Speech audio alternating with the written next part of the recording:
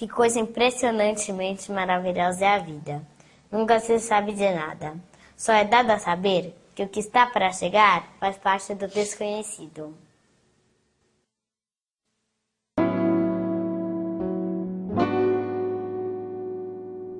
O futebol, por vezes, é tão grande que parece ter existido desde sempre. Era na rua 7 de setembro. Por aqui, por essa região, que em 1921 tinha o campo do Democrata, que era um time aqui da cidade, que contava com jogadores da cidade e com jogadores da região. Tinha uma arquibancada do lado de lá, para tapar do sol. Essa arquibancada tinha 15 metros de extensão por 4 de altura. Esse time jogava contra times aqui da região, Dois Córregos, Bocaina, e esses derbys traziam muita gente para cá, o campo ficava cheio, vivia cheio. Mas campo cheio não significava muita renda. Um coronel aqui de Jaú assumiu o time para ele, deu o nome de Juvenil Esportivo, e mesmo assim não vingou, aí ele em 23 fechou o campo, tacou tábua no gramado e ficou tudo fechado. E interrompeu a história desse clube em 1923, que só ia ser retomada em 1924. Acho que estavam construindo o campo e treinavam, jogavam aí no Jaú Clube, que era ali em frente a Santa Carla. Aqui era o campo do Jaú Futebol Clube, aonde o Botafogo veio treinar em 1924. Aí entrou pro time o Shafiq Buchala. E o Botafogo Futebol Clube passou a se chamar Esporte Clube Sírio. Ele era depois do Armando Barufi, ele foi um goleiro igual do Armando, era bom. E o time era bom. Aí eles jogavam aqui pela região, mas vivia sem dinheiro como sempre. Aí na primeira coleta de dinheiro eles arrumaram um tanto para comprar uma bola e sobrou 40, qualquer coisa lá, a moeda da época, 40 dinheiros.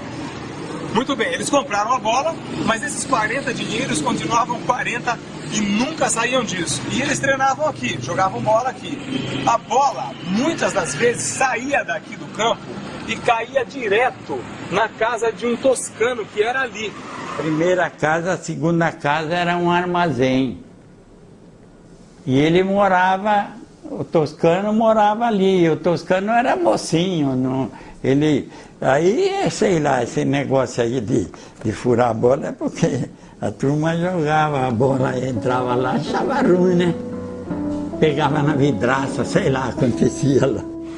Com a bola furada e só com 40 dinheiros na conta, e quem administrava esse dinheiro era o pai do Shafiq Buchala, José Buchala.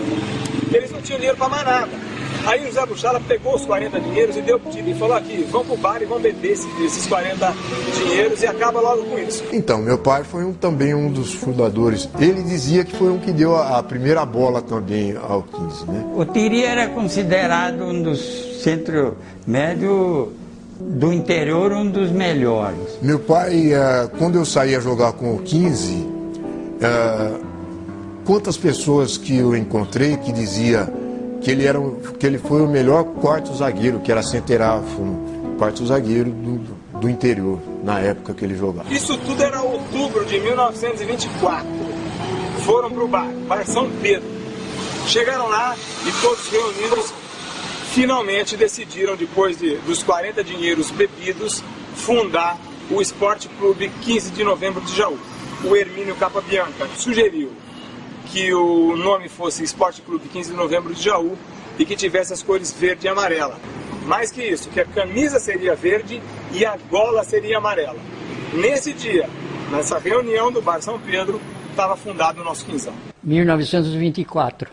Nasci junto com o 15. Naquele tempo você dava 3, 4 chutes jogada, a bola já estavam chutando em gol. Então, dava 2, 3 dribles para frente e já passava para a ponta centrava. Hoje o jogo vai até o meio do campo e volta a bola para o goleiro, para o back. Aquele tempo não tinha disso. Aquele tempo a bola era sempre para frente. Não tinha jogador ruim, viu? Era todo bom. Não ganhava nada, mas eram jogadores bons mesmo. Barufi, Aldo, Machado, Pascoalão, Tiri e Busnardo. João Gostoso, ponta direita, Domício, Góes, Andó e Gaito. O tempo que eu assisti o 15 jogar contra a Palestra Itália, contra o Corinthians. Desde 1925, o 15 não perdeu nenhum jogo em Jaú, até a derrota para o Guarani no ano em que foi campeão, em 1943. 15 era um quadro excelente, não tinha falha, viu? Em 18 anos ele não perdeu uma vez aqui em Jaú. A primeira derrota dele fomos nós que quebramos o tabu. E nós vencemos por 4-1, 2 gols anulados. O Zezé marcou um gol, o Romeu marcou outro e eu tive a felicidade de marcar 2 gols. É nessa época que surge o primeiro mito da história do 15 de Jaú. O João Gostoso fez 414 jogos e 235 gols. Era um jogador inteligente, esperto e centrava a bola, corria, marcava gol. Ele sempre foi ajudado pelo Domício, que era um jogador excelente. Driblava e passava a bola pro João Gostoso. Diz que era muito bom jogador. E meu pai, ele teve uma época que ele foi pro Santos e disse que ele veio embora na madrugada. Pegou a malinha dele, levaram ele e veio embora na madrugada. Ele queria o 15 mesmo. Acostumou aqui e ficou. Nós somos em 3 irmãos. Eu sou o mais novo, depois o Giba e o Guiné, que jogou junto com o meu pai, jogou no 15 também, chegaram a jogar junto. E depois meu pai recuou-se e deu lugar para o meu irmão jogar de ponta direita. Tudo no 15. Então todo mundo passou pelo 15. Os 3 irmãos e meu pai. Como causa do Tota, que jogou os irmãos e jogou o seu Tiri também. A tendência da cidade, do pessoal da cidade, é ir treinar no 15. Era o sonho de todo mundo jogar no 15. Eu não sei nem como apareceu esse apelido, né? Mas é incrível que general significa, né, no futebol, o cara que conhece, né? Conhece tudo de bola. Todos os meus irmãos jogaram e jogaram muito bem. O Vicente teve uma carreira boa lá no 15. Depois veio o Zizi, jogava o pai e aí vinha embora. Os filhos e talvez até neto. Em 31, o 15 ganhou a sua alcunha definitiva. Numa reunião dos clubes da região, o representante de uma cidade lá qualquer disse: o 15 vem sendo campeão muitas vezes, tá parecendo um galo, precisamos quebrar a crista dele. Manuel do Porto levantou-se e disse assim: é isso mesmo, então o 15 de Jaú é o galo da comarca.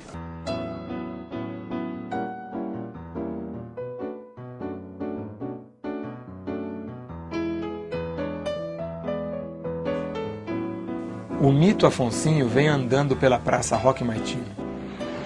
E muito da estrutura arquitetônica do 15 de Jaú deve-se ao Roque Maitino, que era um engenheiro e construtor aqui da cidade e que já tinha construído essa igreja lindíssima, com esses vitrais lindos e essa estrutura curvilínea, cheia de formas arredondadas. Ele motivava as pessoas a trabalharem em mutirão com ele. Então ele levava as pessoas da cidade a um delírio de construção. Ele era casado com a Dirce Maitino, que é uma cantora da cidade, que todo mundo conhece, e a Dirce, eles organizavam quermesses, a Dirce cantava e ele arrecadava o dinheiro para fazer essa igreja maravilhosa, inacreditavelmente linda, que é a igreja de São Sebastião. E para o 15, o Estádio Arthur Simões, a sua primeira construção, que foi em 35, eles fizeram em 15 dias. Ele motivou o pessoal todo, a cidade se motivou, ele fez o projeto e construíram.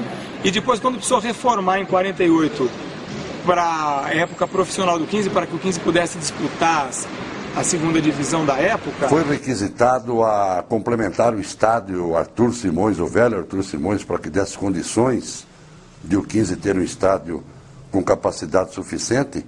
O povo foi ajudar. Senhoras, senhores, crianças, juventude, todo mundo ajudando. A arquibancada era de madeira, porque por enquanto aí foi preciso dar uma capacidade ao estádio quando subiu a primeira divisão, então fizeram improvisado, pensando em construir outro depois, né? Um estádio que não era muito grande, tinha um vestiário embaixo e a gente treinava e jogava ali. O gramado é que era ruim. A história do 15 no profissionalismo, Kleber, ela começa em 1951. Em 1951 eu estava com 19 anos. E o 15 de Jaú estava disputando a segunda divisão. E o auxílio era só através daquelas pessoas ligadas ao presidente do clube, que era ainda na época do café. Então os fazendeiros é que auxiliavam o doutor Zezinho Magalhães a manter o time do 15. Ele esteve no Palmeiras e levou 5 jogadores emprestados. Até fui eu, o Lourenço, o Gino, o Gerson e o Gengo. O Dino veio para Jaú, depois tornou-se um craque internacional. Montou uma excelente equipe, uma equipe muito forte. Lourenço, Rui Grita, Gércio, Gengo e Clóvis, Guanchuma, Dino, Gino, Ping e Itamar. Quer dizer, era um time de categoria, um time de classe. Era grande tecnicamente, forte. Ele era forte, alto, fazia muito gol de cabeça, excelente centroavante. O Gerson Passador era um volante de armação. O Grito era um central, meio a estatura média, gordinho, mas marcava bem, batia bem na bola, passava muito bem de lá de trás. Ele fazia passos para já o atacante para fazer gol. Excelente central. Baixo e subia bem de cabeça. Ele tinha o momento exato para subir. E era gordinho ainda. Era líder. Era um líder que comandava muita equipe de lá de trás. Muito, muito. Porque se não tiver um comandante dentro do campo, a equipe se perde. E o líder tem que sempre ser do meio para trás. Não pode ser lá na frente. Porque o que está lá na frente está jogando de costa para os outros. E o líder tem que ver tudo. Ele tem que ter o campo, o panorama do campo dos companheiros, do adversário, tudo na frente dele para ele saber o que está falando. Montou um time sensacional. Guanchuma era primeiro como homem, um excelente homem. Como companheiro, fabuloso. E como jogador, era um jogador veloz, um ponta rápido, cruzava muito bem as bolas, era pequeno, mas uma inteligência fora do normal. É o que os pontas necessitavam antigamente, né? O Gino, Pinga segundo, que jogou na Portuguesa, irmão do Pinga primeiro, e Itamar, que era um gaúcho, muito bom ponto esquerdo. Isso fez uma campanha memorável, subiu com muita galhardia, o povo jauense demonstrou seu amor ao clube. Que a segunda divisão antigamente era muito forte. O 15 era praticamente imbatível em casa. Sempre assim no primeiro lugar, depois, nos últimos jogos, na final assim, quem ganhasse uma fora seria campeão. E foi.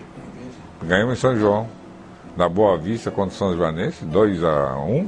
O 15 ficou campeão da segunda divisão e foi disputar o rebolo contra o Jabaquara em 1952. Não era só ganhar o campeonato, tinha que ganhar do último ainda. Ganhou de 5-1 em Jaú, perdeu de 2-0 em Santos e o Guanchuma fez o gol do jogo decisivo. Estava 1-0 para nós em Campinas. Acabou o jogo, terminou, houve um problema lá, uma confusão, e não terminou o jogo. Acabou 1-0 para o Jaú.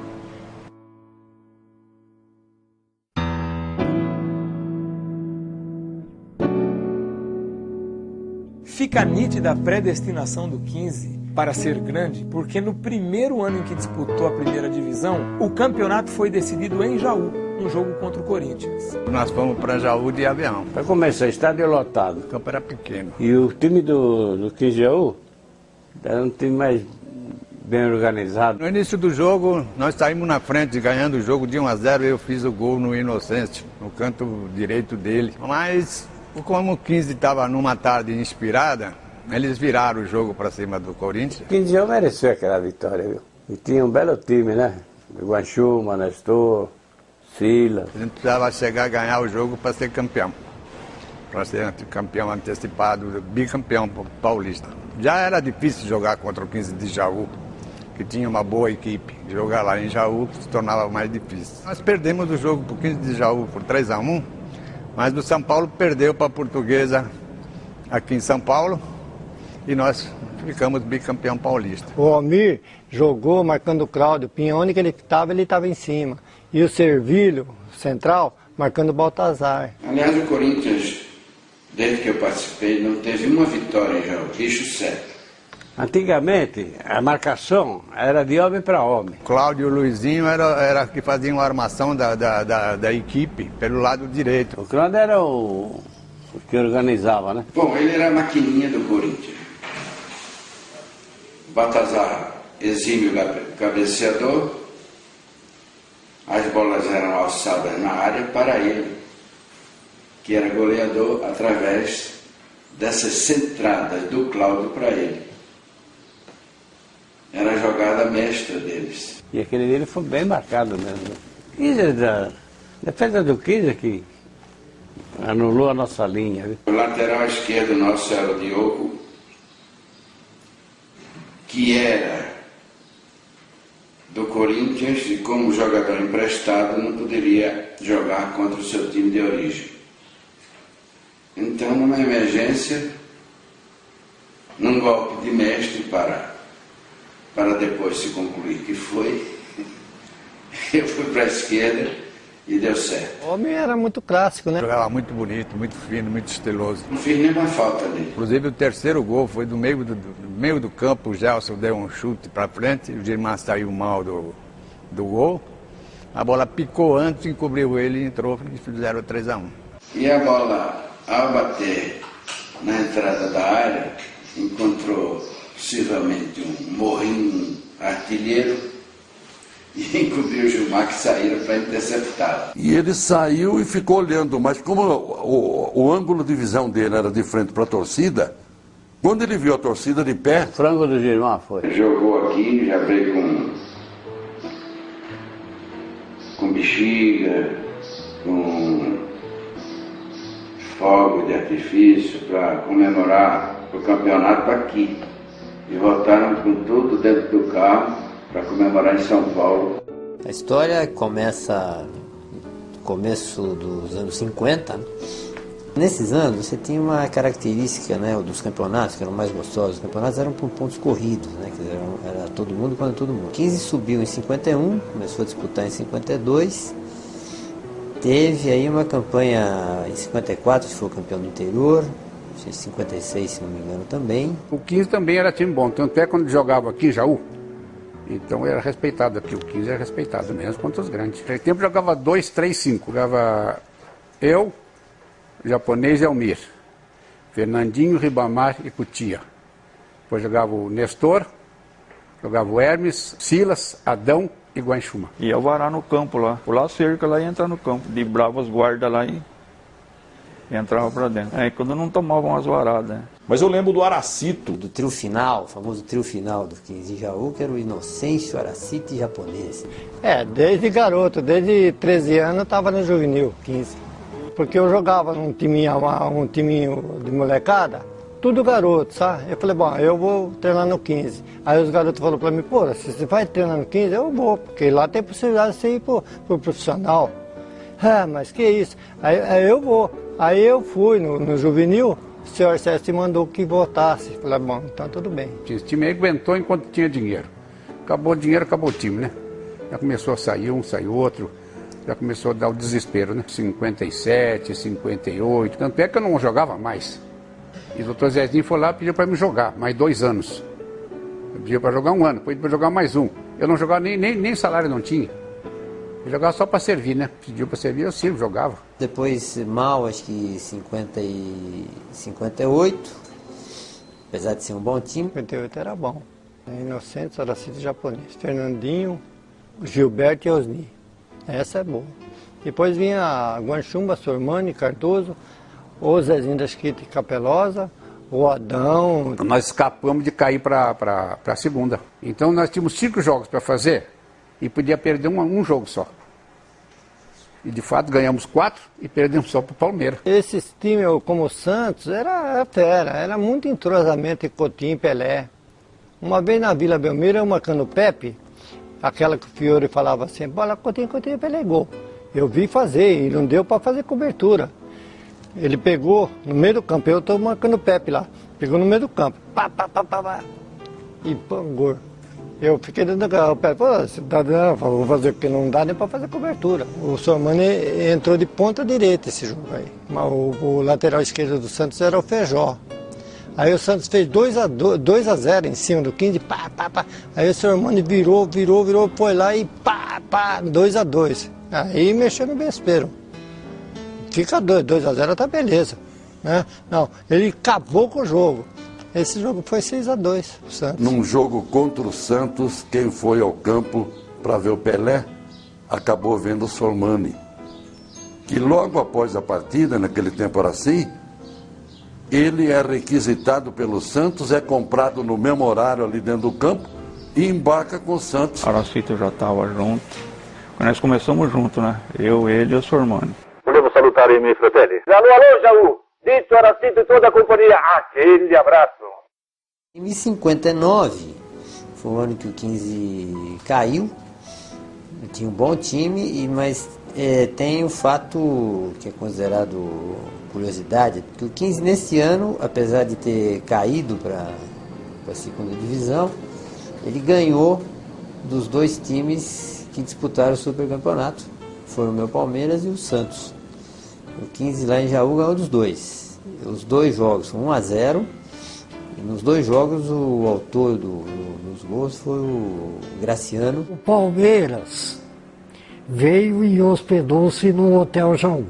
Todas as vezes que se jogava contra o 15, naquele estádio, era jogo difícil. Jogo difícil pelas condições do campo, pelo time do 15, que era muito bom. Embora tenha caído. O futebol tem umas coisas que você não explica, né? Tenta justificar, explicar, mas não justifica. E a gente ia jogar lá contra ele naquele campo, era uma parada dura, né? O alambrado, quem ficava ali, podia, não como exagero, mesmo pegar o bandeirinha pela goela, assim.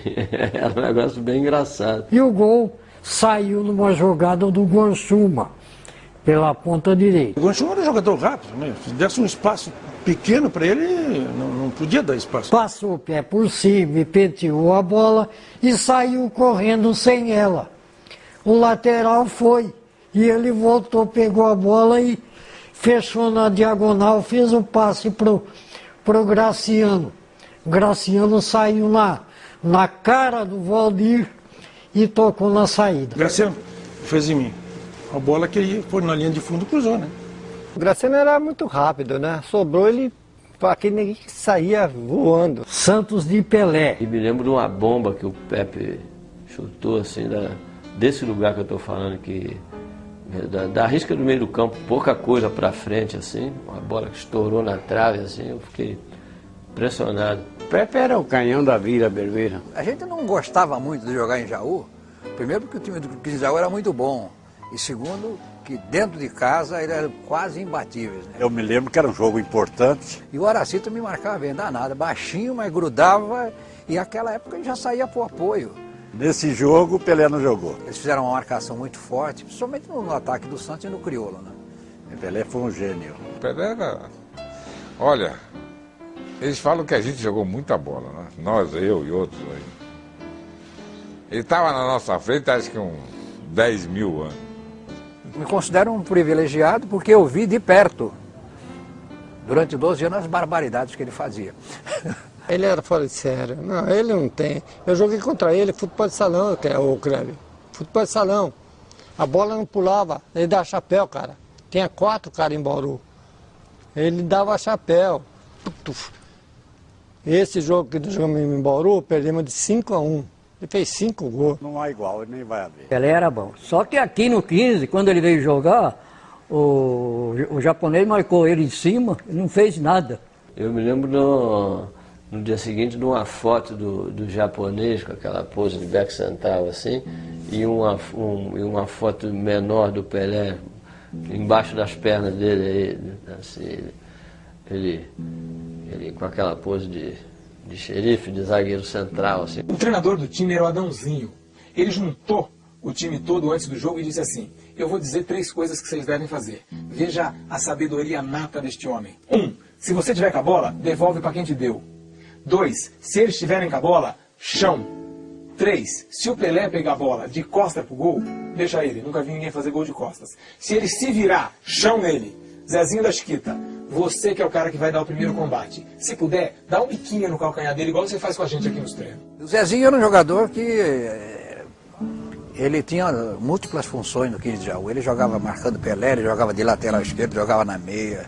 Exatamente, marcou bem sem dar pontapé. Ele dava o primeiro combate e o japonês vinha e operava, né? Joguei muitas vezes com ele.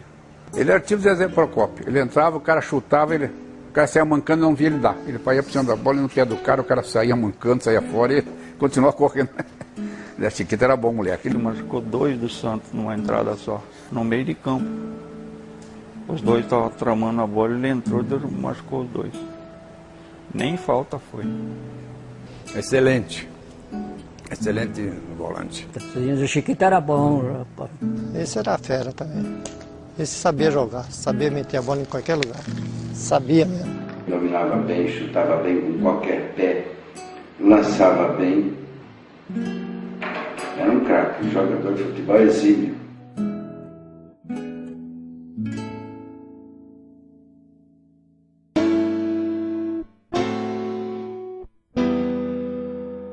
De 57 para frente, escassearam-se as finanças. As finanças do 15 foram se exaurindo. O 15 perdeu uma boa parte da sua estrutura. O futebol sempre foi oneroso. A condição financeira era precária do 15. Nós jogávamos mais mesmo por amor à camisa. Me lembro até que o 15 andou pagando alguns jogadores com um saco de açúcar. Então um dia eu estava com uma febre tremenda tal, e o Alceste foi em minha casa, eu estava deitado. Ele falou assim, você levanta, ele levou um farmacêutico em casa, me deu uma injeção, você levanta que você tem que jogar, que o seu pai já jogou sem a unha no pé. Enrolou um esparadrapo e jogou sem a unha, você levanta daí e vai jogar. E eu tive que ir jogar, jogando com febre. A gente lembra com saudade disso, não? O meu pai, o Tiri, eu ia embora para o Barretos, que estava formando um time, e ele falou assim, não filho, fica aqui porque nós precisamos ajudar o 15. Inclusive eu ia ganhar muito lá e nós ficamos aqui ganhando R$100, 100 cruzeiros por mês, mas também não tinha, chegava no fim do mês, não tinha, essa é a verdade. A história do 15 é uma história de heróis, viu? Já no tempo do seu Cláudio Belo, do Inocêncio, do seu Alceste, nós íamos viajar, por exemplo, para ir jogar em Guaratinguetá, nós saímos 5 horas da manhã. O transporte era de perua Kombi, ia todo mundo amarradinho, né? Em Taubaté nós fomos jogar e a perua quebrou a perua no meio, né, do caminho.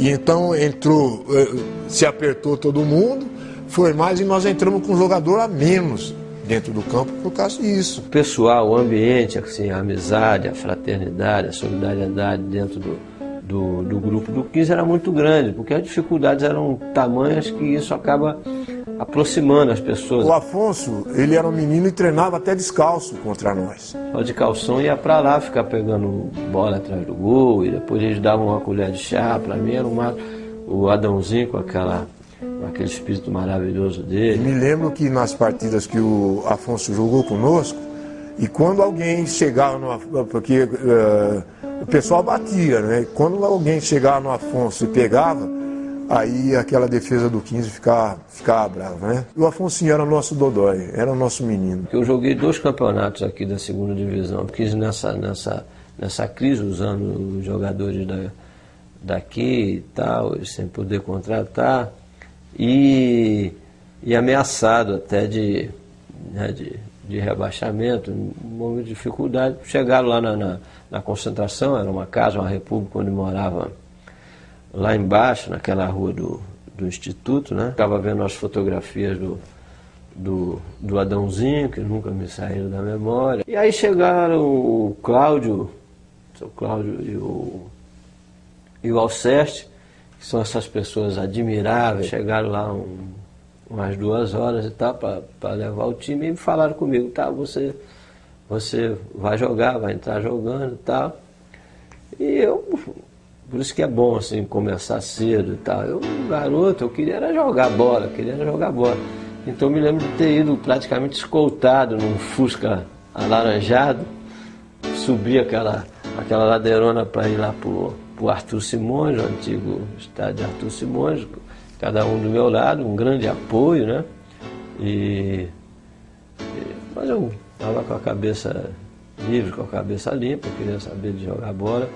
E estreiei contra o Batatais. Fui bem no jogo, eu me lembro de ter feito a jogada que foi um pênalti no Capelosa, que ele mesmo bateu. Depois nós fomos jogar em Campinas contra a Ponte Preta.